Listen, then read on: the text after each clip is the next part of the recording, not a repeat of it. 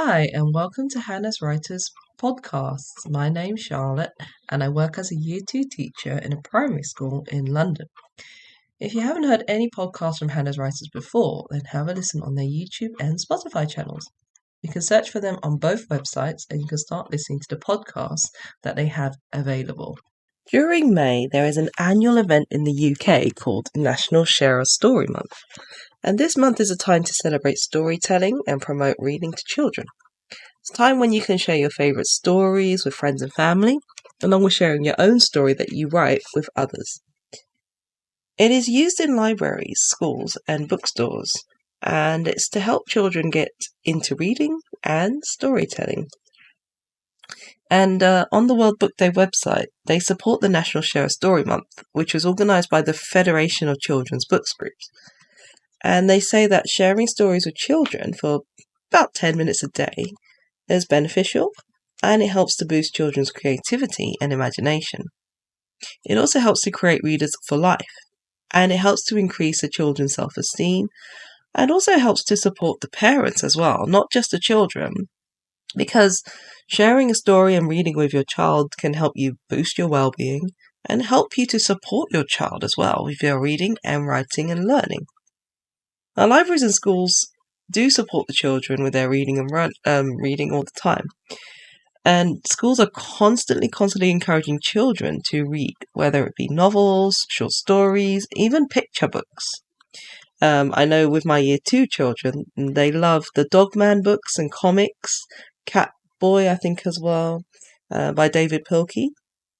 And they love these comics, and I was actually reading one with the kids the other day, and actually it's quite interesting because yes, there's pictures and it's a comic, but the language that's actually used in the stories are actually set for children who are maybe between 8 to 10, and my kids are about 7, 6, 7.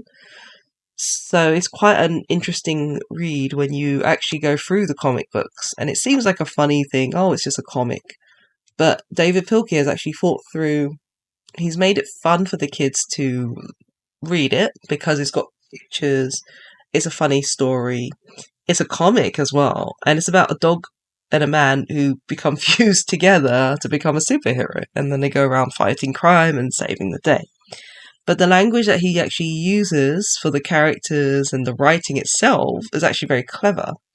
And the kind of situations, yes, they make no sense, of course, but in Dogman World, they make perfect sense. But when you're reading it, you get a sense of the different style of writing.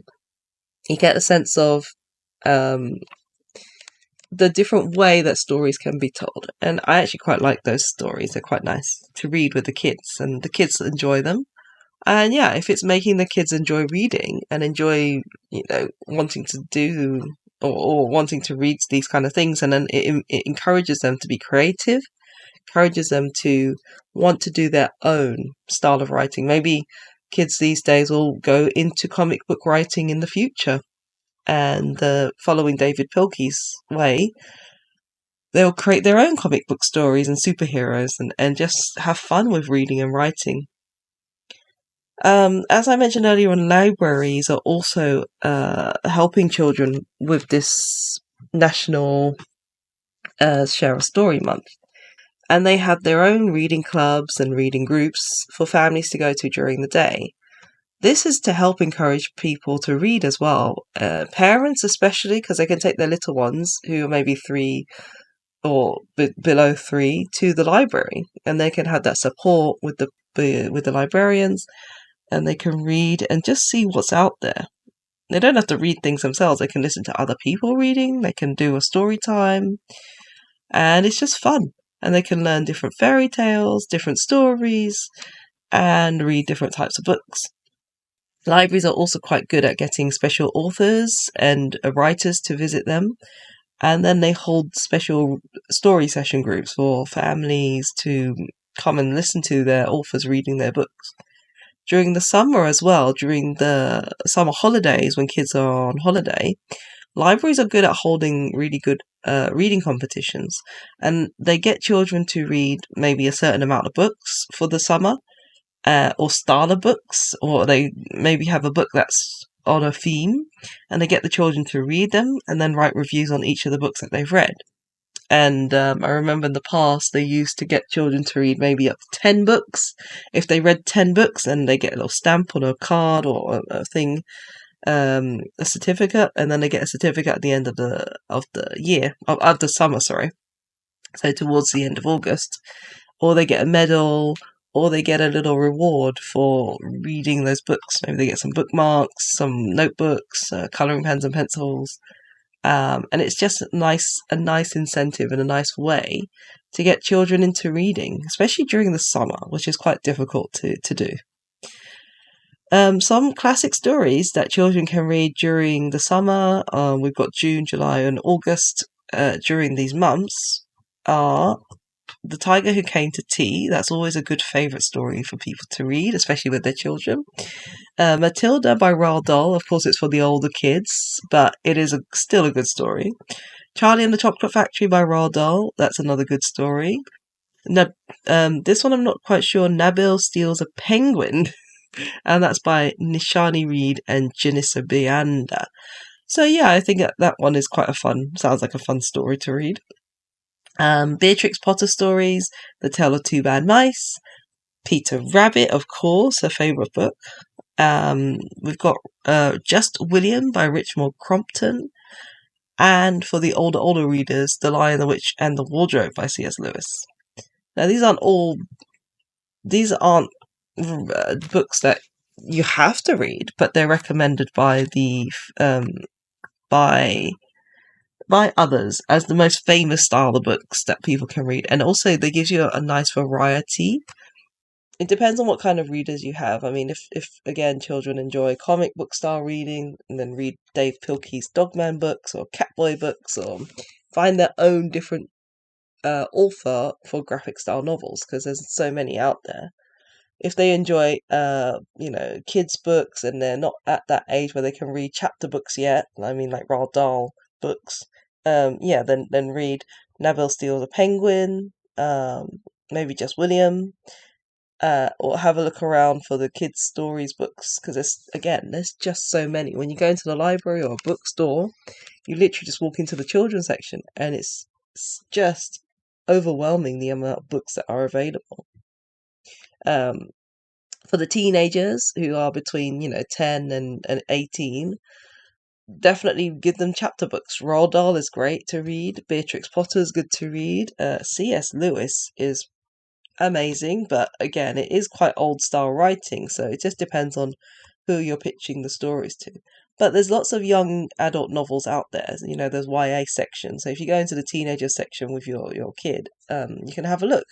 And there's just so many different styles of writing. Again, you've got the sci-fi fiction, you've got the romantic novels, you've got the drama, action, superhero style movie style stories. And yeah, get your child in the library or the bookstore and see which ones they find interesting to look at and read.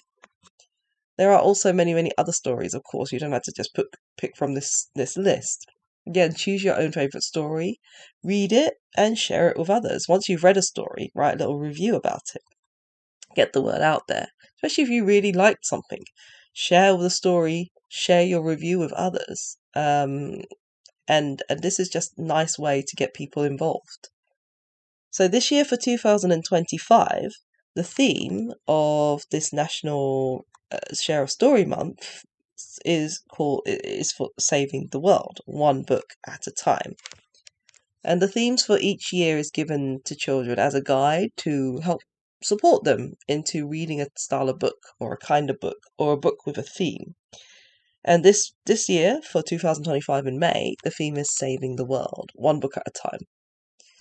And this theme is to help readers to understand the importance of looking after our environment, looking after the world, also looking after our mental and health well-being as well.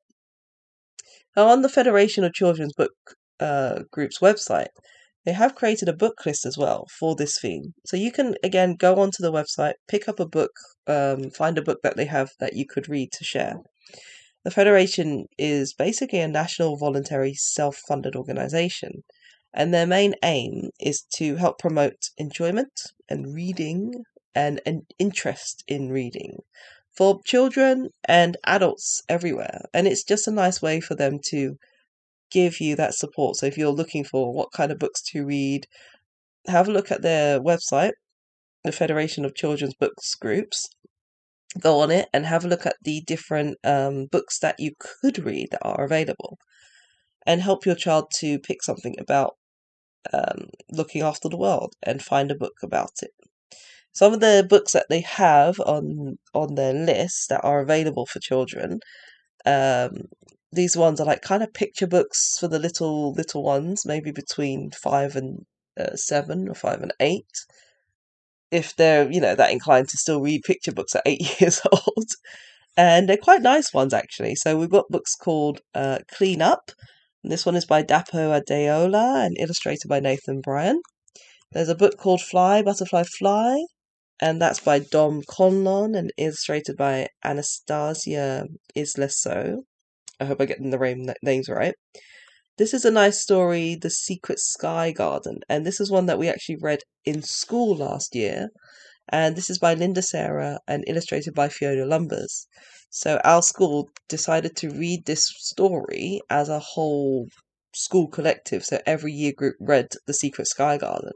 And then they did activities based around the story. And it was about this girl who wanted to clean up this area in an airport. And it was really dirty, it was messy. So she took away all the dirt and then she planted flowers around and she grew some flowers around it and it became a secret sky garden. Then she found a friend who wanted to join her in her secret sky garden, so she let them join her, and it was just a nice, lovely story. And it was just a way to remind ourselves that we can look after the world and clean it up bit by bit at a time. So it was just lovely. The last story in that list is The Girl Who Planted Trees, and that's by Carol Hart and illustrated by Anastasia Suvorova, if I had the name right. Now, for the children who are slightly older, maybe they want to read younger novels. Maybe this is like children between 10 and 14 or 15. These are more like chapter books. So we've got Paloma and the Bear by Jasbinder Bilan and illustrated by Skylar White. We have a book called Sea Maiden's Odyssey by Burley Doherty and illustrated by Tamsin Rosewell. There's a book called Wildsmith, Into the Dark Forest by Liz Flanagan and illustrated by Joe Todd Stanton. Earth Friends, Fair Fashion by Holly Webb, and a book called Spark by M.G. Leonard. So if these children are just getting into novel books or just getting into short stories that are, that have been extended, then these kind of stories are for them to start reading. And again, it's got that nice theme of looking after the world, looking after people, and taking care of each other. If you're an adult or if you're between maybe 15 and above, maybe 15 and above, then and you want a longer novel, and you don't want to read these baby books, or you feel they're just too baby boring and not interesting enough, and you want a longer novel as well, then you can read Where the River Runs, Gold, and that's by I'll get the name right, Sita Brahmachari. Where the River Runs Gold, that's what it's called. There's a book called Bird Boy by Catherine Bruton. There's a book called Rescue of Ravenwood by Natasha Farrant. Sky Dancer by Jill Lewis. And Wildlands by Brogan Murphy. So these are slightly longer novel stories. So if children want to read these ones and they want to get into these kind of stories, then pick up one of these books to keep to the theme. There's also poetry and short stories. So there's a book called Watch Me Bloom by Krina Patel Sage. A book called Coyote Soundbites, which is a poem for our planet. Rewild the World at Bedtime by Emily Hawkins and illustrated by Ella Beach. Future Hopes by Lauren James. And Children for Change by Connie Huck, which is quite interesting because I remember Connie Huck being a TV Blue Peter presenter when I was a kid. So that's quite a fun story. And she did go into writing stories and she went into that kind of field after she was at Blue Peter. If you want to read some graphic novels and some comic books, if you're just not interested in those novels or poems or short stories and you want to read something a bit more graphic-y with some cool pictures and wicked designs and stuff. Wildfire by Brina Bard is a good one. Wild Weather, Learn with Comics by Valentino Cambi and illustrated by Martina Naldi and Fausto Chiodoni. Global by Ian Colfer and Andrew Donkin and illustrated by Giovanni Rigano. And then a book called Ultra Wild by Steve Mushin. Now again, this list is just a small amount of books from their extensive list. They have other books that they've listed that you could pick up to read based on this theme of saving the world one book at a time. Of course, if you're not interested in any of these stories, then you can find your own at the library, go through the bookstore, and pick up your own story that's based on this theme. And then read the story and then share the story, because this whole point of this month is to read and share a story with others. Get involved, read a book, tell people what you've read, and get other people interested in the stories, interested in the cause. And that's the only way that you can get people to become interested in these kind of things. And it's the only way to get people to be invested. And we should invest in our planet, and we should invest in looking after the world, because at the end of the day, we've only got one Earth. And if we treat it badly and we don't look after it, we're not going to have anywhere else to live, basically. Well, that's it for this podcast. I hope that you enjoy sharing a book. Read with your family, read with your kids, read with your friends, share your stories with each other, write your book reviews, and enjoy it. And don't just do it just for May. Keep going throughout the year. There's lots of other things that you can get involved in throughout the year. Read a book, share it with friends, family, put it on TikTok, put it on Instagram, do a YouTube review, maybe a video on YouTube or a video on Instagram or TikTok or whatever medium you're using, and get people involved. Thank you for listening to this podcast. If you've enjoyed it and you want to listen to more, then like and subscribe to Hanaz Writer's YouTube and Spotify channels. And if you're interested in becoming a published author yourself and you want to write your own books, visit Hanaz Writer's website and sign up. Thank you for listening, and until next time, bye!